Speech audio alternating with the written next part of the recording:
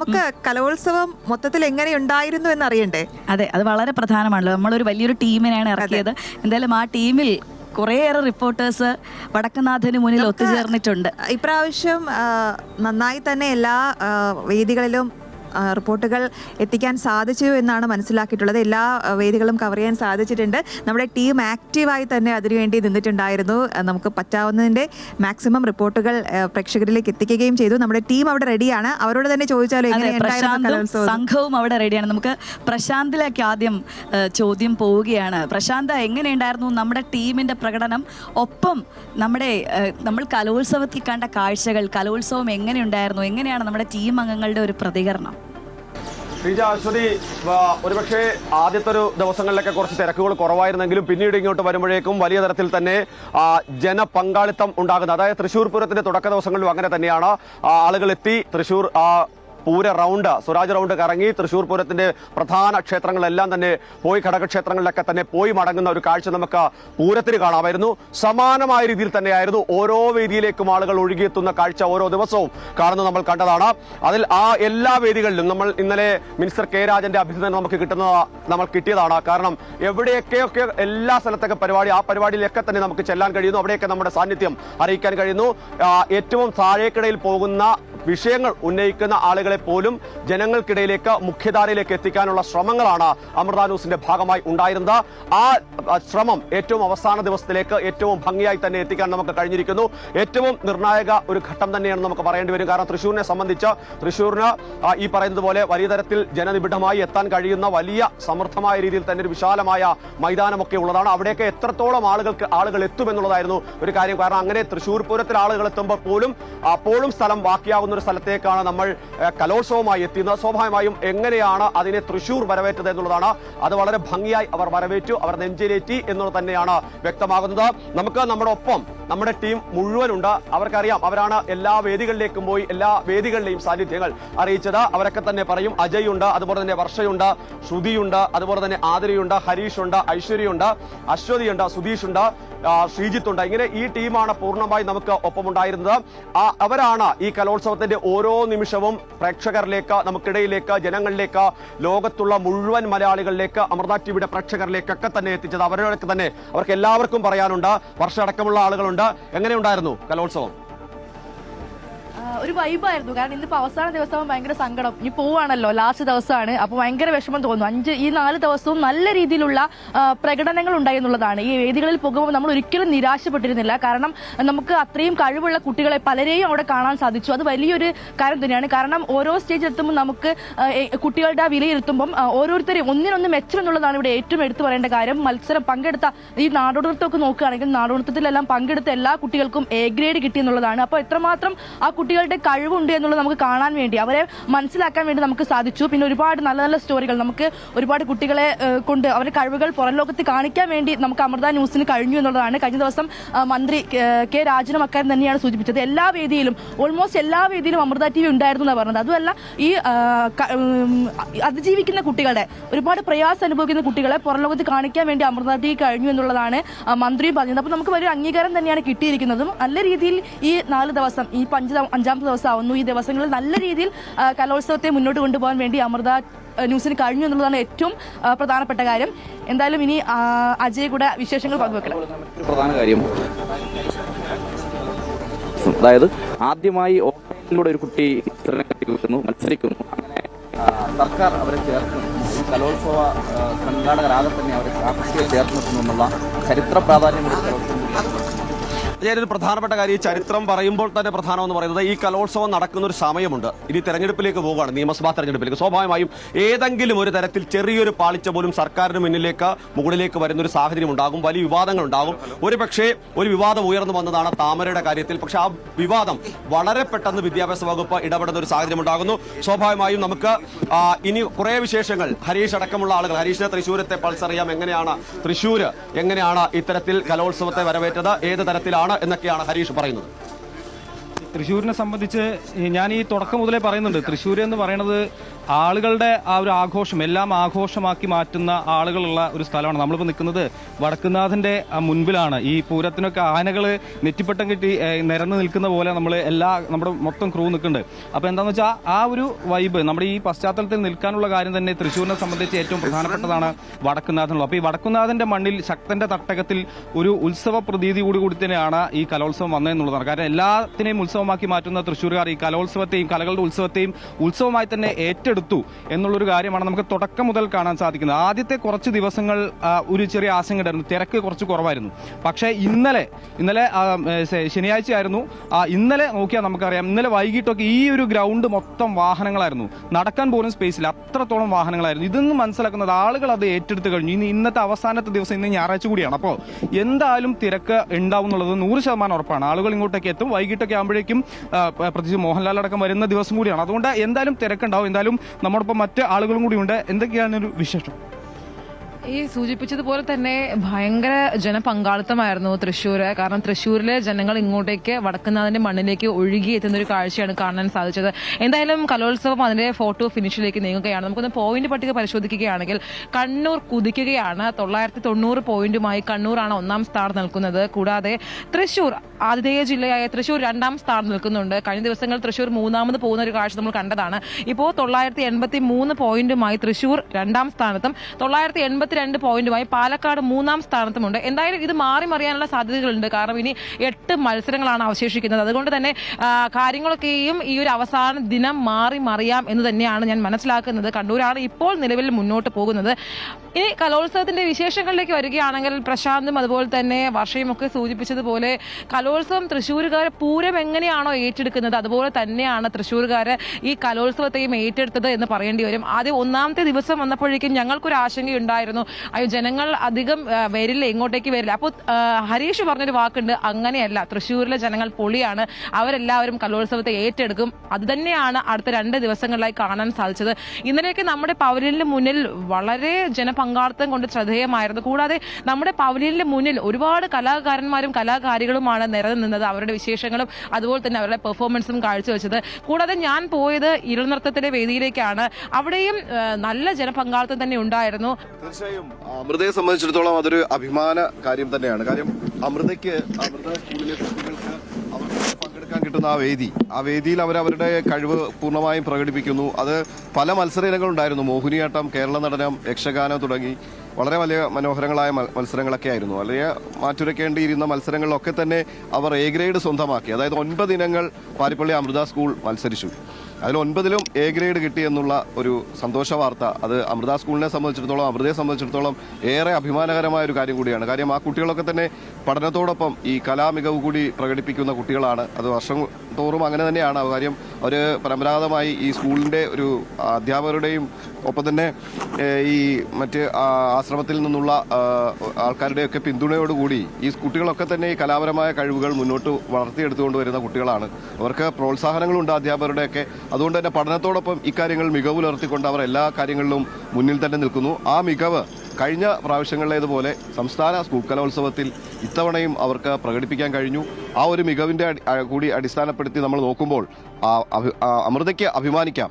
കാര്യം അമൃതയുടെ കുട്ടികളാണ്, അമൃതയുടെ കുരുന്നുകളാണ്. അവർ വളർന്നു വരുന്ന കലാരൂപങ്ങളെ പ്രോത്സാഹിപ്പിക്കുന്നു, അതിനോടൊപ്പം സഞ്ചരിക്കുന്നു. അത്തരത്തിലുള്ള ഒരു കാഴ്ച കൂടി കലോത്സവ വേദിയിൽ നമുക്ക് കാണാൻ കഴിഞ്ഞു. ഈ പറഞ്ഞതുപോലെ ഇനി അടുത്ത് ചോദിക്കാനുള്ളത് അശ്വതിയോടാണ്. എനിക്ക് തോന്നുന്നു അശ്വതിയുടെ അമൃത ടിവിയോടൊപ്പമുള്ള ആദ്യത്തെ കലോത്സവമാണെന്ന് തോന്നുന്നു. അപ്പോൾ അശ്വതിക്കും ഒരുപാട് വിശേഷങ്ങൾ പറയാനുണ്ട്. പക്ഷെ അശ്വതി, കലോത്സവം എങ്ങനെയുണ്ട്? ഇനി അടുത്ത കലോത്സവം പൊളിക്കില്ല ഇതുപോലെ?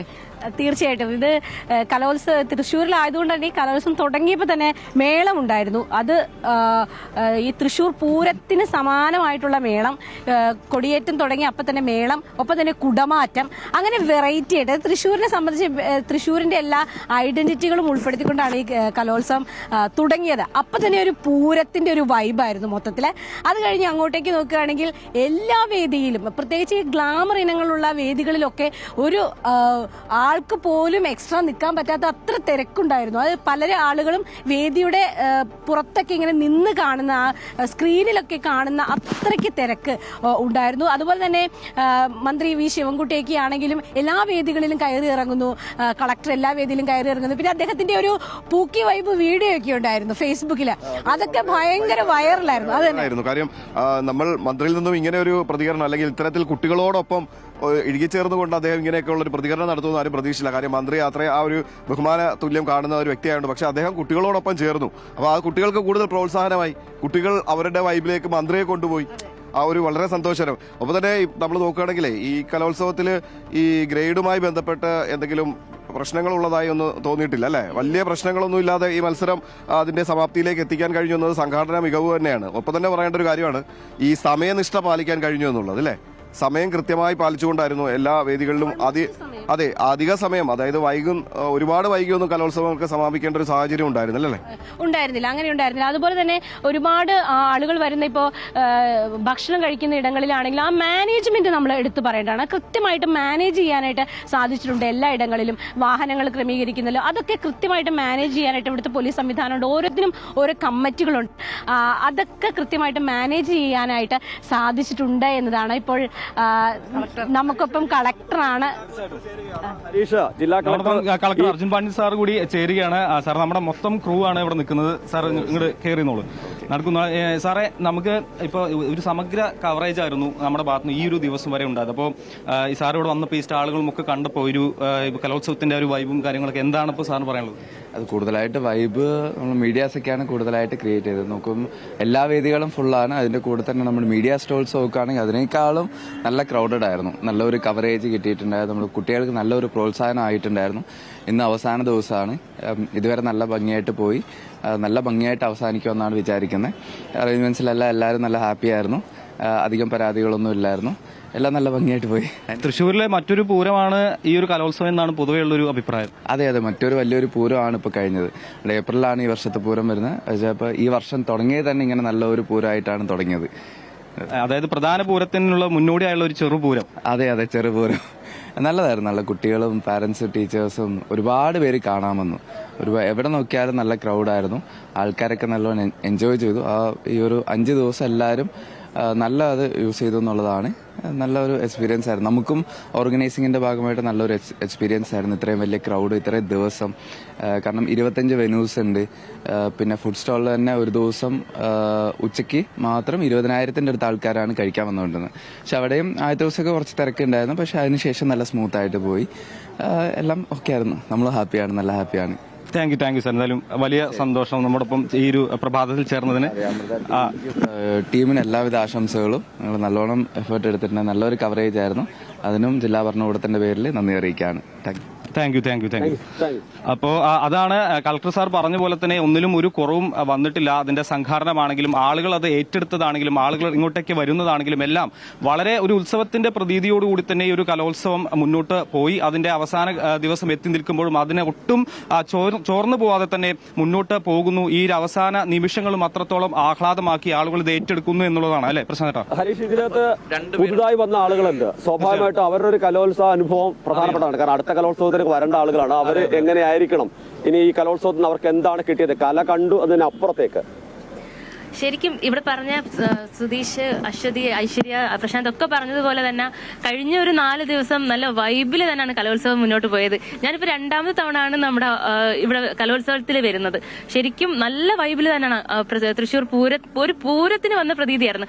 ആദ്യ ദിവസങ്ങളിൽ അത്ര തിരക്കില്ലായിരുന്നെങ്കിൽ പോലും പിന്നീട് അങ്ങോട്ട് ഇന്നലെയൊക്കെ പ്രത്യേകിച്ച് ഇന്നലെ ദിവസത്തിൽ നല്ല തിരക്കായിരുന്നു. നമ്മൾ ഓരോ വേദിയിൽ പോകുമ്പോൾ എടുത്തു പറയേണ്ടത് അമൃതയുടെ ന്യൂസിന്റെ ഒരു കവറേജാണ്. നമ്മൾ മാക്സിമം എല്ലാ വേദികളിലും പോവുകയും എല്ലാം കവർ ചെയ്യാനായിട്ട് പറ്റി. അപ്പൊ ആ ഒരു പങ്കാളിത്തം എടുത്തു പറയണം. അപ്പൊ ഓരോ വേദിയിൽ പോകുമ്പോഴും നമുക്ക് കുട്ടികളുടെ അവരുടെ ഒരു എനർജി, അവരോടൊപ്പം തന്നെ അവരുടെ വിഷമത്തിലും അവരുടെ സന്തോഷത്തിലും അവരുടെ എനർജിയും വൈബും ഒക്കെ തന്നെ ആയിരുന്നു നമുക്ക്. കഴിഞ്ഞ 4 ദിവസം എടുത്തു പറയേണ്ടത് നല്ല ഗംഭീര കലോത്സവമായി തന്നെ പോയി എന്നുള്ളതാണ്. അതിലേക്ക് എന്ത് തോന്നുന്നു? തീർച്ചയായിട്ടും ഞാൻ ഏറ്റവും കൂടുതൽ ഈ ഊട്ടുപുരയും പരിസരത്തൊക്കെ ആയിട്ടായിരുന്നു കറങ്ങി നടന്നിട്ടുണ്ടായിരുന്നത്. അവിടെ ശരിക്കും പറഞ്ഞാൽ ഈ ഭക്ഷണം കൊടുക്കുക എന്നുള്ളത് വലിയൊരു കാര്യമാണ്. 25,000-ഓളം പേർക്കാണ് ഈ ഭക്ഷണം കൊടുക്കേണ്ടത്. അപ്പോൾ അതിന്റെ രീതിയിലായുള്ള ചെറിയ പ്രശ്നങ്ങളൊക്കെ ഉണ്ടാവാനുള്ള സാധ്യതയൊക്കെ ഉണ്ടായിരുന്നു. പക്ഷെ ആദ്യത്തെ ഒരു ദിവസത്തെ ചെറിയ കൺഫ്യൂഷൻസ് ഒഴിച്ചു കഴിഞ്ഞാൽ ബാക്കി എല്ലാ ദിവസവും കളക്ടറൊക്കെ സൂചിപ്പിച്ചതുപോലെ തന്നെ വളരെ സ്മൂത്ത് ആയിട്ട് പോകുന്ന ഒരു രീതിയായിരുന്നു ഉണ്ടായിരുന്നത്. അതുപോലെ തന്നെ ഈ പോലീസുകാരുടെ ഭാഗത്തു നിന്നാലും എക്സൈസിന്റെ ഭാഗത്തു നിന്നാലുള്ള കലാപരിപാടികളൊക്കെ ഉണ്ടായിരുന്നു. അപ്പൊ ഈ കാക്കിക്കുള്ളിലെ കലാകാരന്മാരെ കൂടി നമുക്ക് ഈ ഒരു കലോത്സവ കലോത്സവത്തിന്റെ ഭാഗമായിട്ട് കണ്ടുപിടിക്കാൻ പറ്റിയെന്നുള്ളതാണ്. അവർ നമ്മുടെ പവലിയനിൽ വന്നു, നമുക്ക് വേണ്ടി അവർ പാട്ടുപാടി. അപ്പോൾ അത്തരത്തിൽ കല കൊണ്ട് നിറഞ്ഞിരിക്കുകയായിരുന്നു തൃശ്ശൂർ എന്നുള്ളതാണ്. ഇവിടെ പ്രധാനമായിട്ട് ഈ ആളുകളുടെ ഒരു പങ്കാളിത്തം തന്നെയാണ് എടുത്തു പറയേണ്ടത്. കാരണം ഇന്നലെ ഞാൻ ചവിട്ട് നാടകത്തിന്റെ വേദിയിൽ പോയിരുന്നു. ആ സമയത്ത് അവിടെ എനിക്ക് ഇരിക്കാൻ പോലും സീറ്റ് ഉണ്ടായിരുന്നില്ല. അത്രയും ആളുകൾ നിറഞ്ഞു നിൽക്കുന്ന ഒരു കാഴ്ചയൊക്കെ നമുക്ക് കാണാൻ സാധിക്കുമായിരുന്നു. അപ്പോൾ ബാക്കിയുള്ള കലോത്സവത്തെ സംബന്ധിച്ചിടത്തോളം ഇവിടെ തൃശ്ശൂരുകാർ പ്രത്യേകിച്ച് സാംസ്കാരിക നഗരം കൂടിയാണ്. അതുകൊണ്ട് നമുക്ക് ആളുകളുടെ പങ്കാളിത്തത്തെ കുറിച്ച്, അവർ കലയെ ഏറ്റെടുക്കുന്നതിനെ കുറിച്ചൊന്നും കൂടുതൽ പറയാനില്ല പ്രശാന്തി. അത്രത്തോളം ഒരു ജനപങ്കാളിത്തം കൂടെ ഇവിടെ ഉണ്ടായിരുന്നു എന്നുള്ളത്. അതിനേതായാലും ആതിരയെ സംബന്ധിച്ച് ആതിര തിരുവനന്തപുരത്ത് കൂടുതൽ രാഷ്ട്രീയ വാർത്തകൾ നോക്കുന്ന ഒരാളാണ്. ആ ആളാണ് കലയുടെ ഒരു സ്ഥലം ഇവിടേക്ക് എത്തി മുഴുവൻ കലാവാർത്തകൾക്ക് പിന്നാലെ ആൾക്കാരുടെ ഇടയിലേക്കൊക്കെ തന്നെ ഇറങ്ങി പോകുന്ന ഒരു സാഹചര്യം ഉണ്ടായത്. കഴിഞ്ഞ കുറെ കലോത്സവങ്ങളിൽ നിന്ന് വ്യത്യസ്തമായി കുറെ കൂടി തൃശ്ശൂരിനെ സംബന്ധിച്ച് നേരത്തെ നമ്മൾ സംസാരിച്ച പോലെ പ്രത്യേകതകൾ ഒരുപാടുണ്ട്. കാരണം തൃശ്ശൂർ ഒരുപക്ഷെ തിരുവനന്തപുരമൊക്കെ തന്നെ ചില വിശേഷ സ്ഥിരമായി വല്ലപ്പോഴും ഒക്കെ വരുന്ന ആഘോഷങ്ങളുടെ ഭാഗമാണ്. തിരുവനന്തപുരത്ത് പരിപാടിയുണ്ട്, പക്ഷെ മറ്റ് ജില്ലകളിലൊക്കെ എന്ന് പറഞ്ഞാൽ ഏതെങ്കിലും ഒരു മേളകളൊക്കെ വരണം. പക്ഷേ തൃശ്ശൂർ സ്ഥിരമായ ഒരു മേളയുള്ളതാണ്.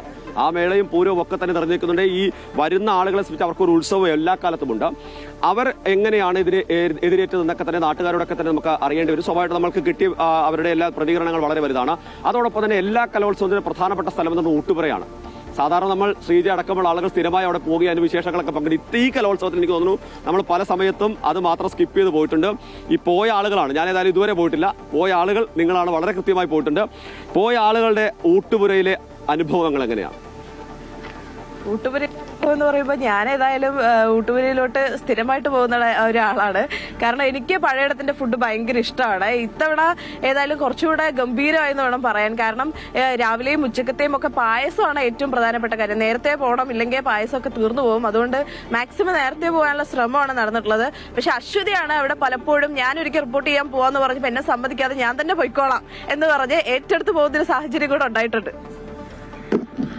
അവിടെ ഊട്ടുപുരയിൽ ആദ്യ ദിവസം മുതൽ തന്നെ നല്ല വെറൈറ്റി ഫുഡായിരുന്നു. അതിൽ പായസമൊക്കെയാണ് എടുത്തു പറയേണ്ടത്. അതിൽ പഴയടത്തിന്റെ അദ്ദേഹത്തിന്റെ മകൻ നമ്മളോട് സംസാരിച്ചിരുന്നു. അദ്ദേഹം പറഞ്ഞത് ഏറ്റവും അവസാന ദിവസം ഒരു സസ്പെൻസ് ഉണ്ടെന്നാണ്. ഏറ്റവും എന്താണ് ഇനിയുള്ള വെറൈറ്റി ഇന്നാണെന്നാണ് നമുക്ക് മനസ്സിലാവുന്നത്. ഇന്ന് അതെ, തീർച്ചയായും. അപ്പൊ അദ്ദേഹം പറഞ്ഞത് ഇനി എന്താണ് വെറൈറ്റി ഉള്ളതെന്ന് ചോദിച്ചപ്പോഴാണ് അദ്ദേഹം പറഞ്ഞത് ഏറ്റവും അവസാന ദിവസം ഒരു സസ്പെൻസ് ഉണ്ട് എന്ന് പറഞ്ഞു. അതെന്താണെന്ന് കൃത്യമായിട്ട് അറിയില്ല. സർപ്രൈസ് ഉള്ളതാണ്, അത് ഹരീഷിന് അറിയാം. കാരണം ഇവിടെ വെടിക്കെട്ട് നടക്കുമ്പോൾ ഇങ്ങനെ നമ്മൾ കാത്തിരിക്കും, എന്താണ് കുടമാറ്റം നടക്കുമ്പോൾ കാത്തിരിക്കും, എന്താണ് അടുത്തത് പൊങ്ങാൻ പോകുന്നത്, അടുത്തത് പൊട്ടാൻ പോകുന്നത്. അതുകൊണ്ട് തന്നെ ഈ കലോത്സവത്തിന്റെ ഈ ദിവസം അവസാന ദിവസവും അത് തന്നെയാണ് കാത്തിരിക്കുന്നത്. ഇനിയിപ്പോൾ വലിയ കാത്തിരിപ്പാണ്. തൊട്ടപ്പുറത്താണ് ഭഗവതിമാർ ഉപചാരം ചൊല്ലിപ്പിരിയുന്ന സ്ഥലം. അവിടെ നിന്ന് നമ്മൾ തൃശ്ശൂരിനോട് ഉപചാരം ചൊല്ലിപ്പിരിയാൻ ഇനി മണിക്കൂറുകൾ മാത്രമാണ് ബാക്കി. ഏതായാലും നമുക്കിപ്പോൾ സ്റ്റുഡിയോയിലേക്ക് പോകാം. പവനയിൽ ശ്രീജയും അശ്വതിയും കാത്തിരിക്കുകയാണ്. ബാക്കി വിശേഷങ്ങൾ അവർ പങ്കുവയ്ക്കും. എന്തായാലും നമ്മുടെ ടീം വലിയ ആവേശത്തിലാണ്. കാരണം കൃത്യമായി വാർത്തകൾ നമുക്ക് കലോത്സവത്തിന്റെ ഓരോ തുടിപ്പും പ്രേക്ഷകരിലേക്ക് എത്തിക്കാൻ സാധിച്ചു. അവർ പറഞ്ഞതുപോലെ തന്നെ വലിയ പ്രശ്നങ്ങളൊന്നും ഇല്ലാത്ത ഒരു കലോത്സവമാണെന്ന് പറയാം അല്ലേ. അങ്ങനെ വലിയ സംഘാടക മികവ് കൊണ്ടും ബാക്കി ക്രമീകരണങ്ങളൊക്കെ കൊണ്ട് തന്നെ കുട്ടികൾക്കും രക്ഷിതാക്കൾക്കും കാണികൾക്കും ഒന്നും തന്നെ വലിയ ബുദ്ധിമുട്ട് അനുഭവപ്പെടാതെ ഈ കലോത്സവം അതിൻ്റെ പരിസമാപ്തിയിലേക്ക് അടുക്കുകയാണ്. ഇനി ഏതാനും മണിക്കൂറുകൾ മാത്രമാണ് ബാക്കിയുള്ളത്. നമ്മുടെ ടീം അവിടെ വലിയ ആവേശമാണ് പങ്കുവച്ചത്.